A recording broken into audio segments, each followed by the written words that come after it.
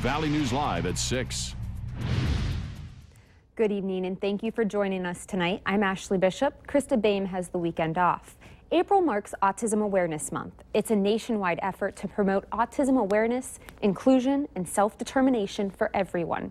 According to the CDC, 1 in 68 children in the U.S. have been identified with the autism spectrum disorder. Now here in Fargo, the Plains Art Museum started a program called Autism in Art. It's designed for children with autism to make friends with children just like themselves. Valley News Team's Yvonne Simic takes us inside Autism in Art. It is really, really great. It is so inclusive, it is so welcoming, it's so edifying and educational. John David Berdahl is one of many that felt welcome at the Plains Art Museum Autism and Art event. The program, in its second year, is designed for families whose kids have autism. There aren't a lot of opportunities for families to engage with their child with autism, especially in a modified environment where everything is designed specifically for their child. From painting to storytelling, the event made everyone feel welcome. Kolna says nowadays, more people understand autism, but there's still a lot of work that needs to be done to promote autism awareness. There needs to be more inclusive opportunities for these children. A lot of people are starting to recognize autism and understand what it is, but there still isn't that inclusive environment. And more programs like these are popping up around the country. Movie theater companies like Marcus Theaters is offering special showings for those with special needs all throughout the year. Years ago, there was nothing for children who have autism, and now the awareness is growing, and communities are wanting to become more inclusive and they're more accepting of the idea. Making people like Berdahl and people with autism feeling more open about their condition. It's just fabulous. That means awareness is growing. You know, individuals are talking about it, there's a discussion, and so perhaps a new perspective will arise from that. In Fargo, Yvonne Simic, Valley News Live. Autism in Art happens twice a year, and they are hoping to add more programs. For more information, head over to valleynewslive.com and click on this story. A car crash caused a power outage at a couple South Fargo apartment buildings. The call came in this afternoon around 3 p.m. and happened on Gold Drive off of 25th Street South. Fargo police tell us a woman was trying to park her car when she lost control and hit the electrical box, causing the Summit Point apartment buildings to lose power. No one was hurt in the crash. Xcel Energy said about 152 customers were affected. Xcel expects power to be completely restored by 7 this evening. Now, it was a chilly and windy day. It looked a lot nicer than it actually felt. Let's see what is to come with Valley News Live Storm Team Justin Fanfarelli. Justin. And thank you, Ashley, and good evening, everybody. Hey, cool start today. Temperature starting off near 20, but that wind picked up, and that wind was from the south, so it really felt chilly out there. But the southerly wind is getting temperatures up. We're now seeing mainly cloudy skies out there right now. Temperatures near 50 degrees. That dew point is at 10, making the humidity at 21%. So it is dry out there with winds south-southeast at 25 miles per hour, gusting to 33. Across the region, we're seeing wind speeds between 25 and 35, with gusts mainly in between 30 and 40 miles per hour. So not as windy as it was as we went through the day today, but still pretty breezy out there. So across the region, we are seeing just mostly cloudy skies for most of us. We are seeing some snow showers, especially just north of the Canadian border. That's basically it. We did have red flag warnings and a wind advisory that expired at the top of the hour. So as we go through this evening, temperatures falling to near 40 degrees with the southerly wind staying up there, mainly between 15 and 20 miles per hour, as we'll keep mostly cloudy skies. We're going to really cool it off as we start next week and then have a very big warm-up by midweek. We'll have the details a little later on in the newscast. Thanks, Justin. Now, like Justin said, there is a red flag warning out there, and the West Fargo Fire Department had back-to-back outdoor fires this afternoon, which were made worse by the wind and dry conditions. Now, the stage is set for North Dakota men's hockey to capture their 8th annual championship in program history. We go live right now to sunny Tampa, Florida, where Valley News Team sports reporter Alex Egan is taking in the pregame festivities. Alex? Hey, thank you very much, Ashley. Sorry to hear about the weather down there. I think it was 75 and sunny today, a little unseasonably cool here in Tampa.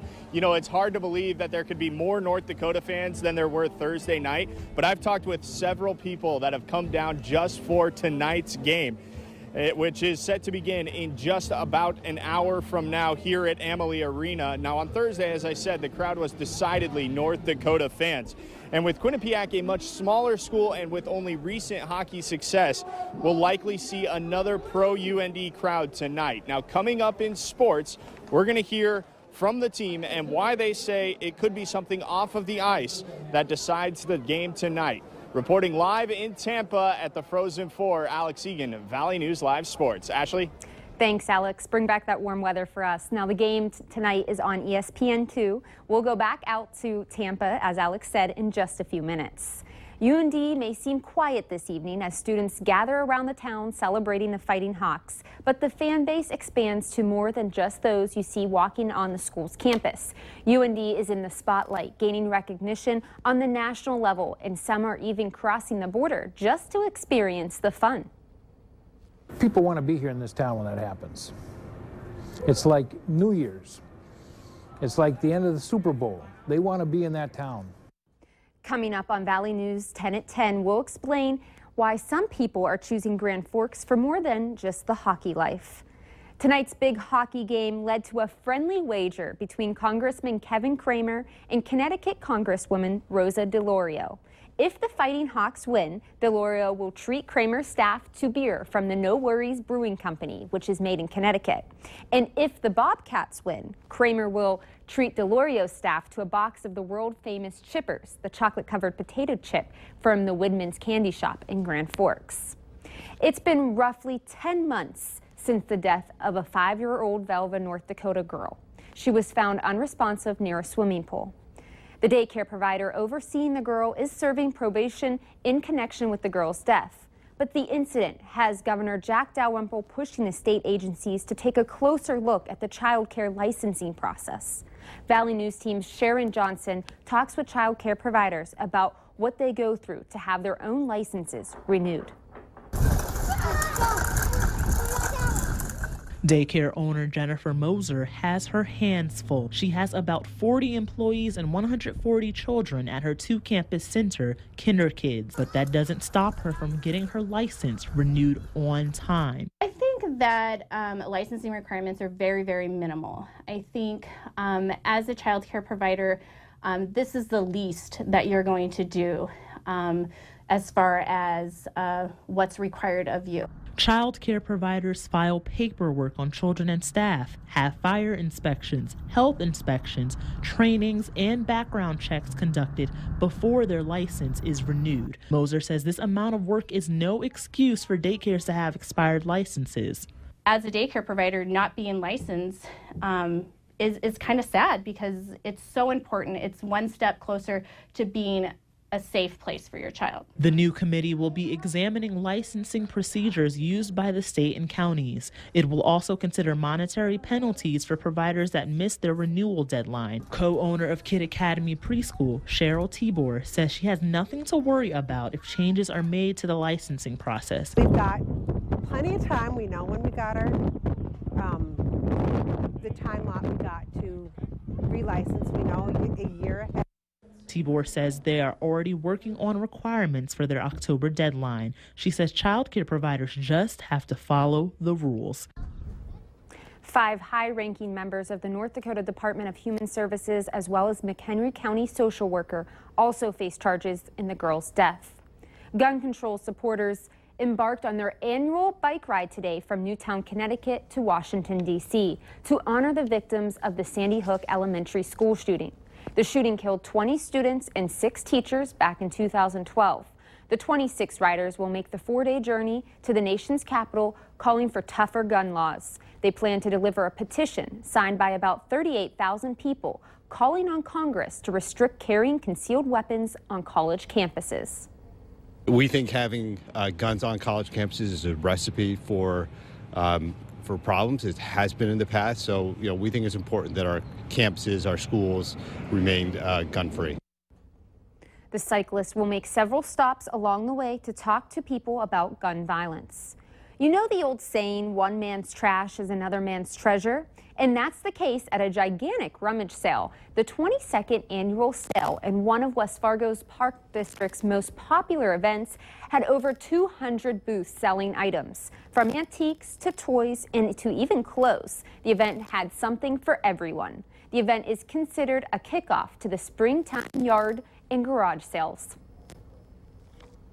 Everybody has a wide range of items, and one thing might be junk or not pertinent to something you might need, but yes, absolutely. There's things through here that people are like, I definitely need that item, I want that item. Over 3,000 people came out to the rummage sale, taking home new treasures. Later on Valley News Live at 6, it's the first time in 97 years that you will see a drop in stamp prices. We'll tell you how much it will cost you to mail your next bill. And that strong southerly wind got temperatures close to 50 today, but that's as warm as we're going to get. Temperatures are going to be on the downward trend over the next couple of days. Details next.